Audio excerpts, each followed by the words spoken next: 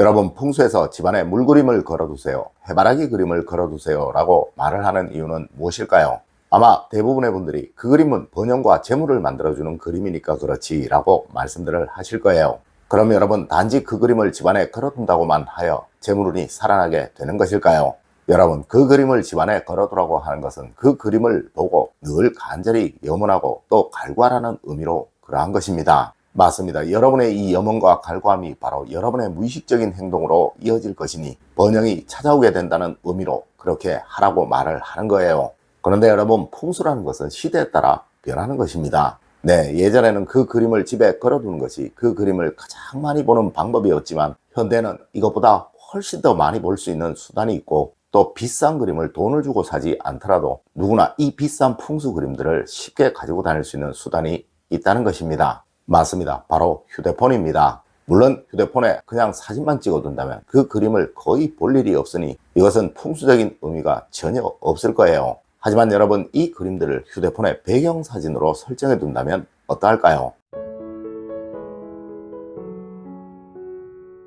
여러분 안녕하세요, 이정재입니다.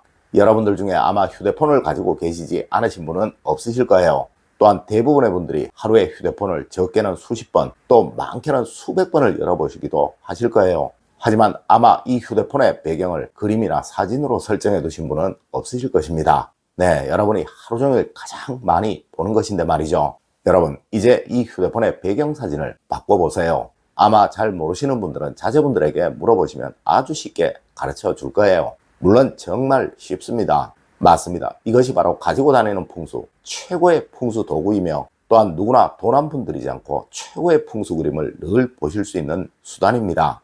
첫 번째로 여러분, 봄에는 꽃그림이나 사진을 배경으로 하세요. 여러분, 아직은 봄입니다. 네, 목당 그림을 한번 배경으로 설정해 보세요. 분명 여러분은 최고의 멋진 풍수 그림을 하루에도 수십 번씩 보실 수 있을 것입니다. 여러분, 이 목단은 꽃 중에 꽃이라고 하는 것으로 번영을 가져오고 재물이 가득하도록 만들어준다고 하여 부귀화라고 불리기도 하는 꽃입니다. 하여 과거 우리 고택들을 찾아가 보면 어느 곳이든 이 목단꽃이 없는 곳이 없으며 과거 왕실에서도 궁궐 정원에 반드시 심었던 꽃이기도 합니다. 물론 저도 이 꽃에 관해 여러분에게 말씀을 드리고는 싶었지만 매번 그림을 사시는 것이 금전적으로 부담도 되실 것이고, 그리고 이 꽃을 정원에 심는 것도 현재는 정원이 없는 집이 거의 대부분이라 선뜻 쉽게 말씀을 드릴 수가 없었던 거예요. 하지만 여러분, 휴대폰의 배경사진이라면 돈이 전혀 들 필요가 없죠. 네, 인터넷으로 목단꽃이라고 검색을 하시면 아마 멋진 그림이나 사진들이 수도 없이 나올 거예요. 여러분, 그것을 사진으로 찍으셔서 여러분의 휴대폰의 배경사진으로 설정을 하십시오. 아마 하는 방법 모르시는 분들 많으실 거예요. 한번 자제들에게 물어보세요. 아니면 주변의 인터넷 가게에 들어가 보면 아주 쉽게 알려주실 것입니다. 네, 여러분은 돈 한 푼 안 들이고 최고의 풍수 그림을 늘 보시고 가지고 다니실 수 있는 거예요.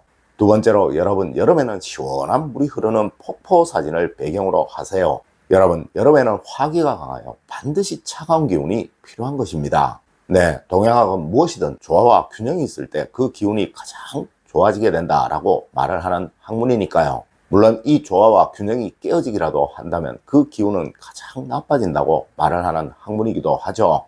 네, 여름과 겨울은 삶의 조화가 가장 깨어지기 쉬운 계절입니다. 여러분, 사람도 여름과 겨울에 가장 많이 목숨을 잃는다고 합니다. 네, 맞습니다. 하여 이 조화와 균형을 위해 여름에는 반드시 차가운 기운이 있어야 하는데 이것이 바로 물그림입니다. 물론 물그림 중에서도 폭포가 흐르는 시원한 그림은 재물운을 살려준다고 하는 최고의 풍수 그림으로 치고 있는 것이기도 하죠. 네, 여러분의 휴대폰의 배경화면을 큰 폭포가 멋지게 흐르는 사진으로 설정을 해보세요.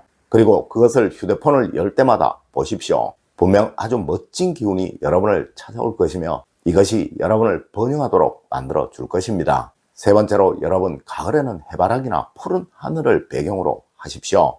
여러분, 사실 이 해바라기 그림은 가을에는 아주 좋은 그림이지만 봄이나 여름에는 그리 맞지 않는 그림입니다. 하지만 집안의 그림을 매번 계절마다 바꾸기가 쉽지 않기에 웬만한 풍수 전문가들도 이것에 관해 선뜻 말할 수가 없었던 거예요. 그리고 여러분, 가을은 어느 계절보다 하늘이 높다는 것을 누구이든 다 잘 아실 거예요. 네, 뻗어나는 기상과 성장하는 기운, 그리고 번영하는 기운을 의미하는 것이죠. 물론 이 그림들을 사계절 내내 집안에 걸어둔다고 해요. 나쁠 것은 없으나 그 기운을 느끼기에는 부족하다는 것이죠. 하여 이것들은 가을에 걸어두면 가장 좋은 것입니다. 여러분, 저는 항상 여러분에게 이런 말씀을 드렸었습니다. 세상의 모든 것은 그 자체의 기능을 가장 잘 발휘하도록 만들어줄 때가 풍수적으로 가장 좋은 것이라고 말입니다. 네, 사진이나 그림은 보라고 집에 걸어두는 거예요. 그것을 늘 보며 자신의 염원을 갈구하면 반드시 스스로의 무의식에 그것이 쌓여 그 염원이 이루어지게 된다는 것이죠.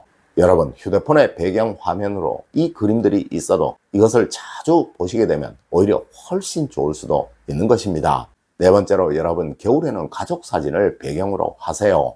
여러분, 겨울에는 조화와 균형을 위해 따뜻함이 있는 것이 가장 좋은 거예요. 하여 저는 여러분에게 겨울에는 집안에 폭포 그림을 떼세요. 그리고 종도 떼세요 라고 말씀을 드리기도 했었습니다. 네, 조화가 깨어질 것을 우려하여 그렇게 말씀을 드렸던 거예요.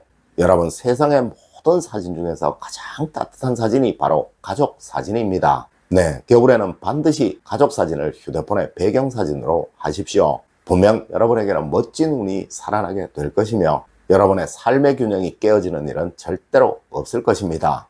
다섯 번째로, 여러분, 원하는 목표가 있다면 그것을 배경으로 하세요.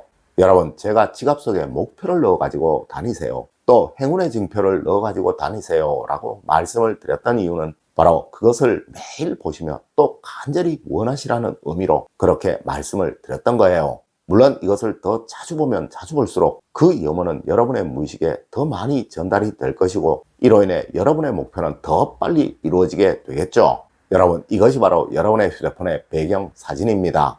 여기에 여러분의 염원이 담긴 사진이나 그림을 배경으로 두시고 늘 보십시오. 혹 자녀들의 대학 문제라면 목표 대학의 정문 사진을 배경 사진으로 설정을 하시고 또 취업 문제라면 그 목표 회사의 정문 사진을 배경 사진으로 하세요. 그리고 행복을 원하신다면 즐거운 가족분들의 사진을 배경 사진으로 설정하시고 그리고 부자가 되고 싶으시다면 재물운을 높여준다는 그림이나 사진들을 배경 사진으로 설정을 하십시오. 네, 분명 최고의 풍수 그림이 될 것입니다. 네, 그 휴대폰은 바로 여러분이 가장 많이 보시는 것이니까요. 여러분, 오늘은 돈 한 푼 안 들이고 가장 좋은 풍수 그림을 곁에 두는 방법, 즉 휴대폰의 배경사진으로 이용하는 방법에 관해 이야기를 해드렸습니다. 여러분, 꼭 명심하세요. 집안에 그림을 걸어두는 것이 좋은 이유는 늘 그것을 볼 수 있기 때문에 그러한 거예요. 네, 자주 볼 수 있는 것이라면 어디든 상관이 없다는 것이죠. 맞습니다. 이것이 바로 실용 풍수인 것입니다.